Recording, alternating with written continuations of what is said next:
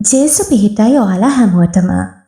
කතෝලික අපේ ආත්මයන් පිරිසිදු කිරීමටත් දෙවියන් වහන්සේගේ ආදරය අත්විඳීමටත් අපිට ලැබිලා තියෙන ලොකුම දායාදයක් තමයි පහපොච්චාරණය. එහෙමත් නැත්නම් සමගි සන්දානයේ ප්‍රසාද නිදානය කියලා කියන්නේ.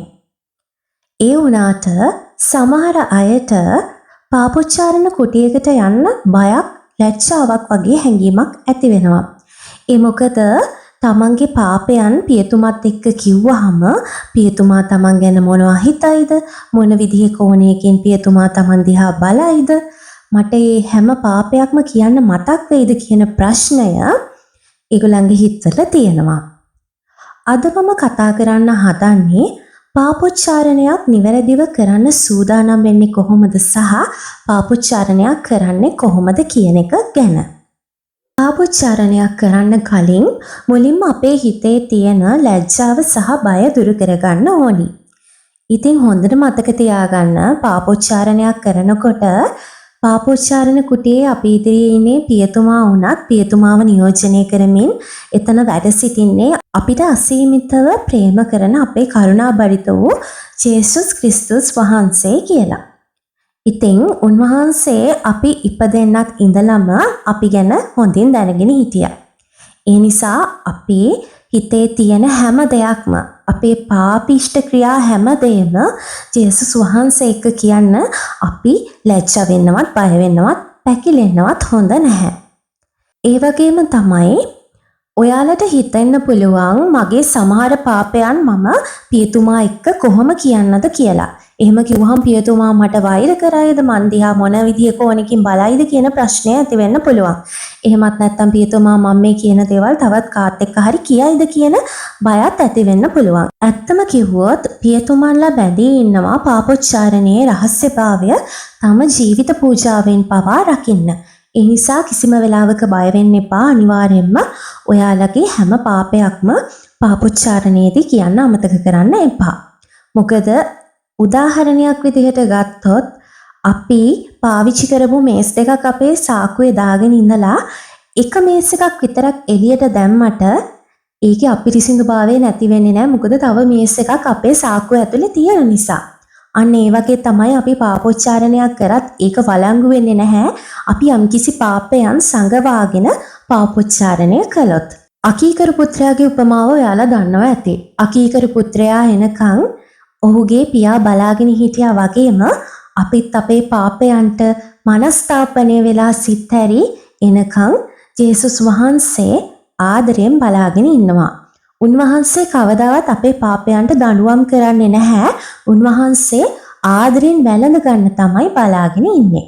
ඉතින් පාපොච්චාරණයක් නිවැරදිව කරන්න කතෝලික සභාවේ අපිට ප්‍රධාන පියවර 5ක් උගන්වලා තියෙනවා. අපි බලමු ඒ පියවර 5 මොනවද කියලා.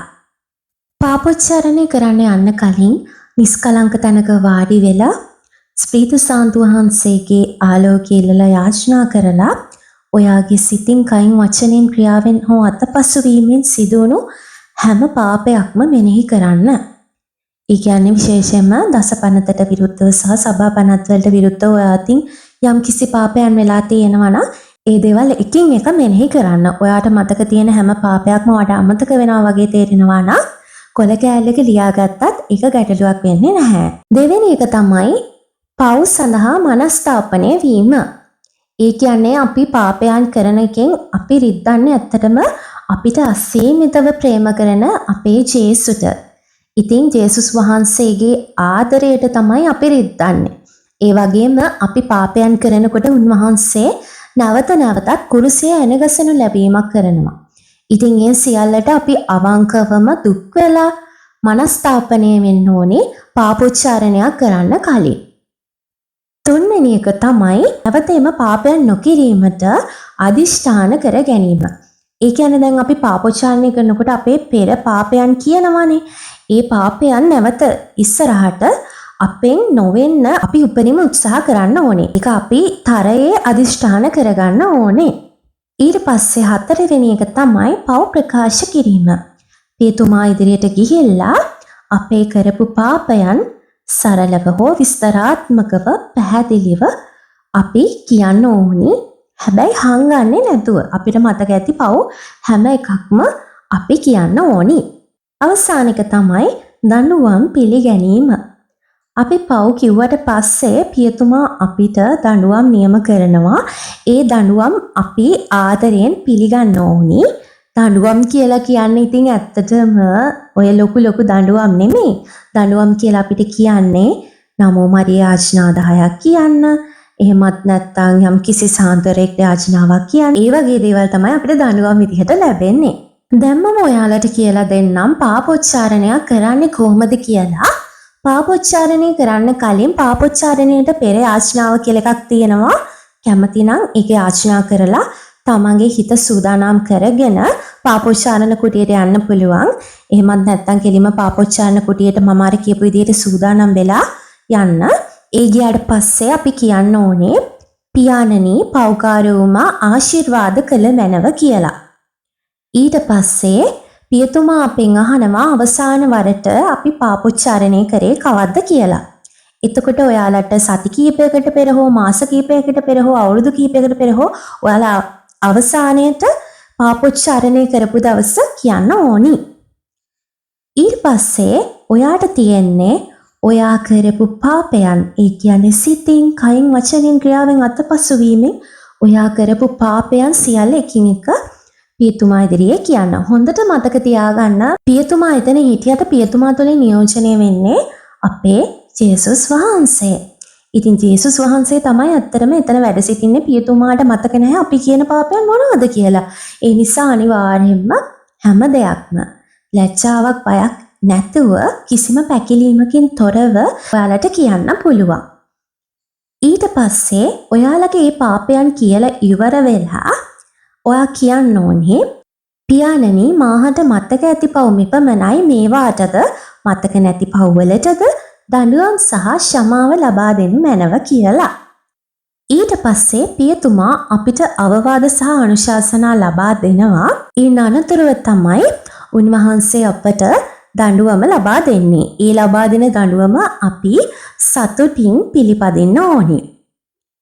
අවසානයේට උන්වහන්සේ ජේසුස් වහන්සේගේ නාමයෙන් අපිට සමාව දෙනකොට අපි ඊටම භක්තිවන්තව දායාදික මනස්ථාපය උච්චාරණය කරන්න ඕනි.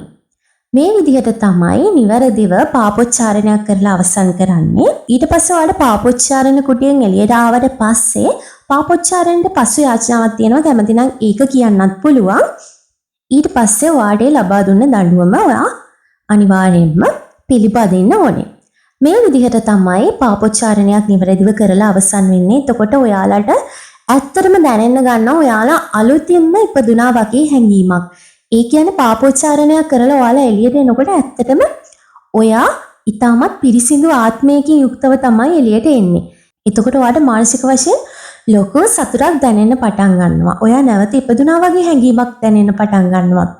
ඇත්තටම මම ඔයගලන්ට ආරාධනා කරනවා පමා වෙන්නේ නැතුව ඔයාලගේ පාපයන් අනිවාර්යයෙන්ම දෙවියන් වහන්සේ ඉදිරියේ කියන්න කියලා මේ සතියන්තයේ හෝ පියතුමෙක් හමු වෙලා ඔයාලා පාපොච්චාරණය කරගන්න.